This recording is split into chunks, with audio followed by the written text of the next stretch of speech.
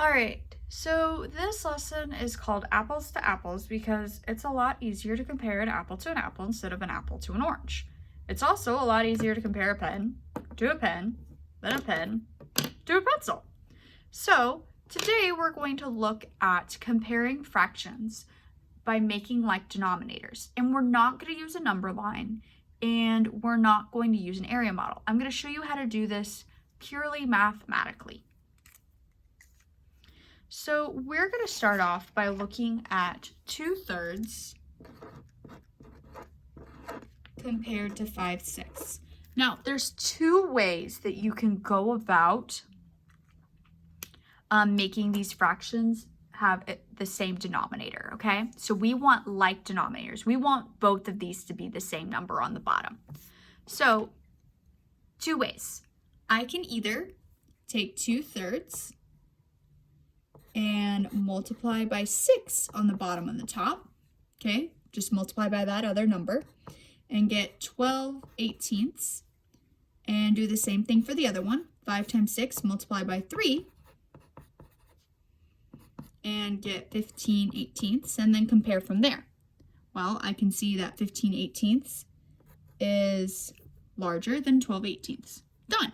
Now this method will always work. Doesn't matter what the denominator is on either of them. This will always work. You can always multiply the denominators by each other, like say here, like this, and have the same denominator.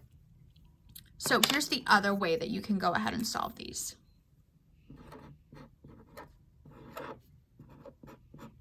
Two-thirds and 5/6. So one question I can ask myself is, how do I make both of these the same? Is there any way I can change this 3 to a 6 or this 6 to a 3 using multiplication or division? Well, multiplication is usually the easier route to go. So I'm going to go ahead and think about what I can multiply 2/3 by to make it 6ths. Well, I know 3 times 2 gives me 6. Whatever I do at the bottom, I do at the top, so I have an equivalent fraction. And now I have 4/6 comparing to 5/6. Well, 5/6 is larger. All right. So two methods. I can either multiply by the other denominator, so 6 and 3, and end up with a new denominator for both numbers, or I can try to see if I can make one denominator be the same as the other one by multiplying or dividing. Let's go ahead and try another one. So I have 2/6 compared to 5/12. Go ahead and try this on your own, making like denominators. All right, so let's go ahead and try that first method first. I've got 2/6, and I'm going to multiply it by 12 on the top and the bottom, and that gives me 24/72, okay? And now I have 5/12, and I'm going to multiply by that 6 on the top and the bottom, and get 30/72. Well, 24 is a lot less than 30. Well, not too much less, but it is definitely less. So I can say that 5/12 is larger than 2/6. Now let's see if I can make one denominator the same as the other. All right, 2/6 and 5/12. Well, I can easily turn those 6 into 12ths by taking a multiply by 2. Whatever I do at the bottom, I do at the top, and I get 4/12. 4/12 is less than 5/12. Done. All right. So those are the methods that will always work. Now, sometimes you'll run into things like this.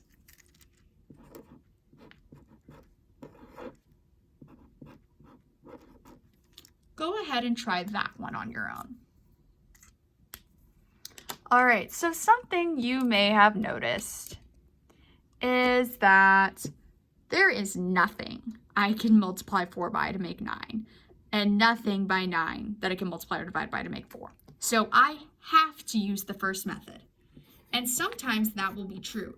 And that's why I want you to know about that method, because it will always work. So I have 18 over 36, 4 times 9, or 4 ninths by 4, 16 over 36. So this method always works. And I see 16/36 and 18/36. 2/4 is larger than 4 ninths. All right, so let's go ahead and look at this in terms of numbers that are larger than 1. So I have 1 1/3 and 1 2/9. Let's go ahead and look at this one. So let's start by looking at the whole numbers. Clearly the whole numbers are larger than fractions. Well, those are equal, so I'm gonna have to go back to my other methods to find equivalent to make these two the same. So I can go ahead and use the methods that I have been using. I can either multiply by 9 here and get 9 27ths, 2 ninths, times 3, and 6 27ths. And then I'd see I have 1 9 27ths compared to 1 6 27ths. Well, that's larger, so that's there. Or I can go ahead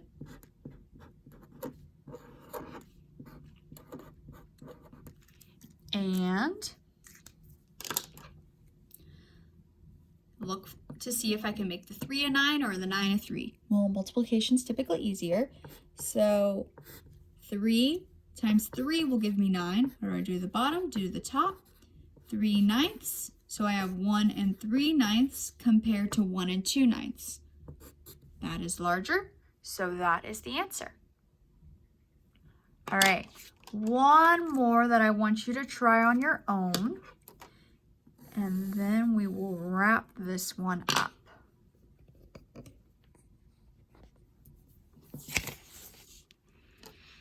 All right, you go ahead and do 1 2/3 compared to 1 4/7. Go ahead and try that on your own. All right, so once again, you probably noticed that there's nothing times 3 that'll get me 7, and there's nothing that I can divide 7 by to get 3. I looked at my whole numbers, they're exactly the same, so I'm gonna have to focus on the fractions. So 2/3 times 7 on the top and the bottom gives me 14 21st. So I have 1 14 21st compared to 4/7 times 3 gives me 12 21st and 1 12 21st. Well, 1 14 21st is larger than 1 12 21st. So 1 2/3 is larger than 1 4/7.